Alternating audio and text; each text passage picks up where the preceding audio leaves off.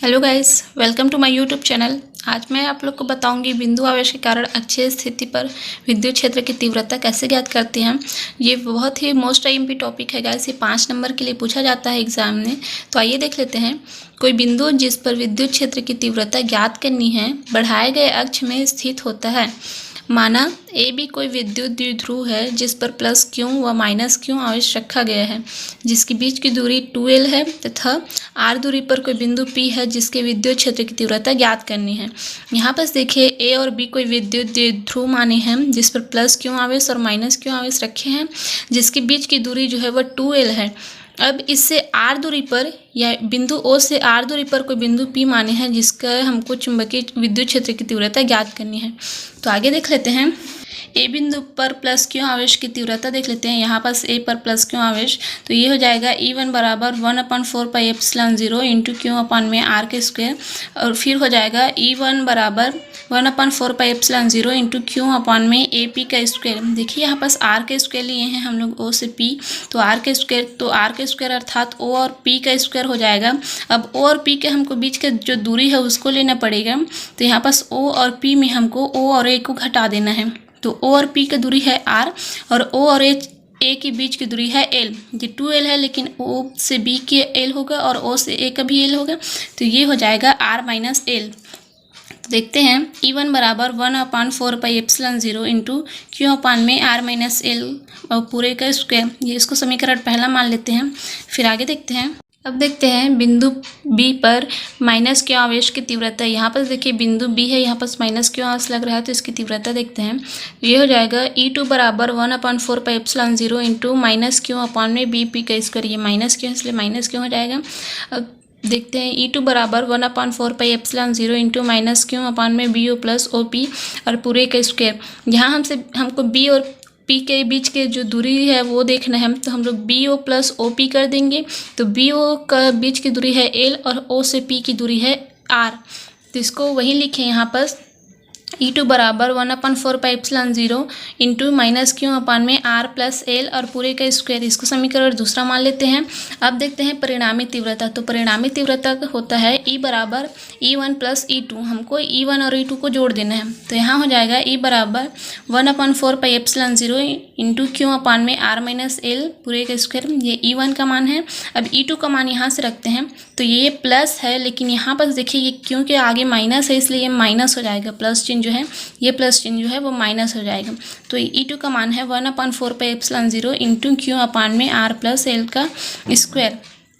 अब देखते हैं E बराबर ये क्यू और बटा में 4πε0 दोनों पक्ष में है, इसमें भी है और इसमें भी है क्यू अपान 4πε0। तो इसको हम लोग कॉमन ले लेंगे उभयनिष्ठ, तो यहाँ अंदर में बचेगा कोष्टक में 1 अपान ये इतना बच जाएगा, तो ये हो जाएगा R माइनस एल पूरे का वर्ग माइनस यहाँ पर बचेगा 1 अपान R प्लस एल पूरे का स्क्वायर। इसको कोष्टक बंद कर देंगे, फिर आगे होगा E बराबर क्यू अपान में 4πε0।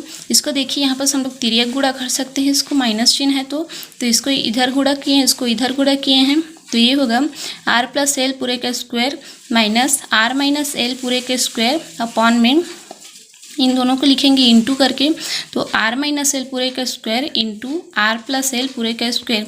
अब देखते हैं E बराबर क्यू अपान 4πε0 इंटू हम लोग अब इसका जो वर्ग लगा है तो इसका सूत्र लगा देंगे a प्लस बी पूरे का स्क्वायर का जो सूत्र होता है उसको, तो ये हो जाएगा R का स्क्वायर प्लस एल का स्क्वायर प्लस 2RL।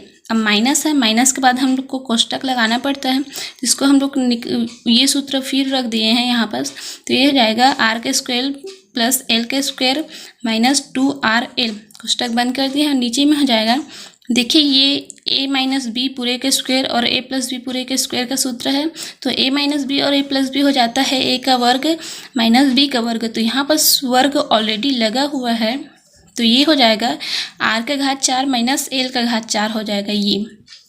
आगे देखते हैं फिर E बराबर क्यू अपान में 4πε0 इन और कोष्टक में होगा आर का वर्ग प्लस एल का वर्ग प्लस 2RL माइनस, यहाँ पर हम लोग कोष्टक को बस हटाए हैं, यहाँ कुछ नहीं किए हैं ये वाले पद में, तो ये हो जाएगा, ये प्लस है तो ये माइनस हो जाएगा, आर का वर्ग माइनस ये प्लस है तो ये भी माइनस हो जाएगा, एल का वर्ग और ये माइनस है तो माइनस माइनस प्लस हो जाएगा, तो प्लस 2RL अपॉन में आर का स्क्वायर माइनस एल का स्क्वायर इतना ही रहेगा। अब आगे ये हो जाएगा अब ई बराबर क्यों अपान 4πε0 इंटू कोष्टक में देखिए यहाँ पर कुछ कट रहा है, ये आर का स्क्वायर प्लस में है, ये आर का स्क्वायर माइनस है, तो ये और ये कट जाएगा, ये एल का स्क्वायर प्लस में है और ये एल का स्क्वायर माइनस में है, तो ये दोनों भी कट जाएगा और यहाँ पर बचेगा 2RL और 2RL ये दोनों प्लस में है, तो ये हो जाएगा 2 और 2 हो जाएगा 4, तो 4RL और नीचे में बचा है आर का स्क्वायर माइनस एल का स्क्वायर ये, किंतु यहाँ पर r जो है वह बड़ा है l से,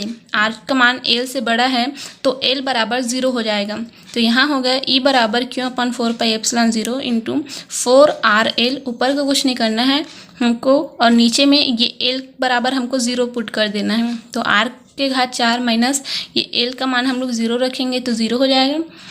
अब आगे देखते हैं ई बराबर क्यों अपान 4πε0 इंटू 4RL अपॉन में आर के घात 4, तो ये आर एक आर इस यहाँ से और ये एक आर यहाँ से कट जाएगा, तो ये बचेगा ई बराबर क्यों अपान 4πε0 इंटू 4L अपॉन में आर का क्यूब।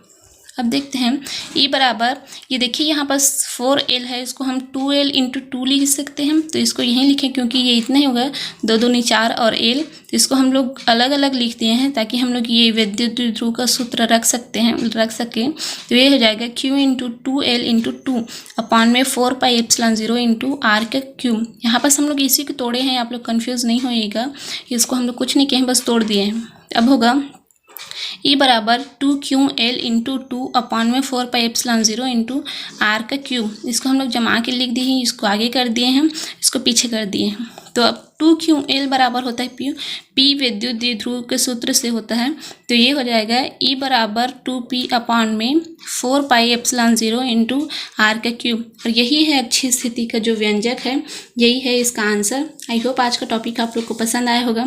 यदि वीडियो पसंद आया तो लाइक कीजिए, अपने दोस्तों के साथ शेयर कीजिए, चैनल को सब्सक्राइब करना बिल्कुल भी ना भूलें। मिलते हैं इस नेक्स्ट वीडियो में। Thanks for watching this video.